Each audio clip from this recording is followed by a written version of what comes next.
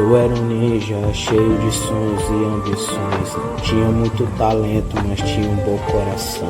Penso sempre em ajudar as pessoas, pois isso é o fruto das minhas escolhas. Treinei muito para passar no exame Chunin. Sempre vou dar o melhor de mim.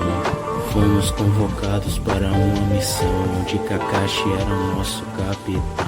Sensei Minato nos deixou aqui, foi quando capturaram a Rin. Kakashi não queria ir atrás, então falei isso. Quem quebra as regras sim é como lixo, mas quem abandona os seus amigos é pior que isso. Foi quando tudo começou a cair. Kakashi, eu vou dar meu Sharingan pra ti. Eu só te peço, proteja a Rin pra mim.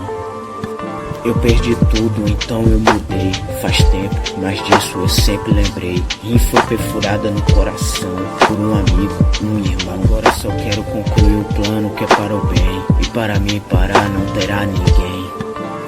Depois da morte da minha amada eu mudei.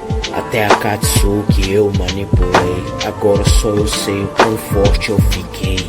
Sempre estarei na sombra até enfim o grande dia chegar. Agora nada mais me assombra, pois eu passei por muita coisa que nunca pensei que poderia passar. Kona não vai conseguir escapar, o Renegan ele eu vou recuperar. Eu sei que não posso cometer falhas, pois que irei cumprir minha missão como te Amadara.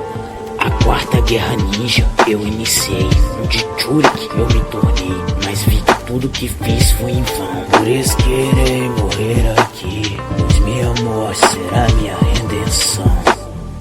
Eu perdi tudo, então eu mudei. Faz tempo, mas disso eu sempre lembrei. Eu novamente irei te encontrar, pois pela minha eternidade é com você que eu sempre queria estar.